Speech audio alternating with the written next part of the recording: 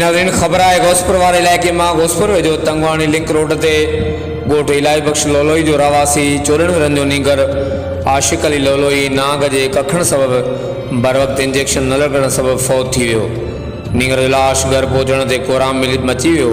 मिलियल ॼाण मूजिबि 14 वरनि जो नींगर ऐं 8वीं क्लास जो शागिर्द आशिक़ अली लोलोई पंहिंजे मामे जी शादी में शिरकत लाइ घर भातियुनि सां कच्चे तरफ़ वियल हो। राति देर सां खेसि नांग कखे विधो, जंहिंखे वारस खणाए घोसपुर जी अस्पताल आया त अमले खेनि चयो त वैक्सीन मौजूदु न आहे, नींगर खे कंदकोड़ सिविल अस्पताल खणी वञो। वारसनि खेसि कंदकोड़ में वैक्सीन कराए, जिते डॉक्टरनि नींगर खे सखर अस्पताल लाइ मोकिलियो। वारस नींगर खे सखर खयूं पिया विया त शिकारपुर भरिसां ई नींगर फौत थी वियो। राब्तो करण ते वारसनि ॿुधायो त नींगर खे घोसपुर में बर वक़्तु वैक्सीन मिली वञे हा त संदसि हयाती बची वञे हा।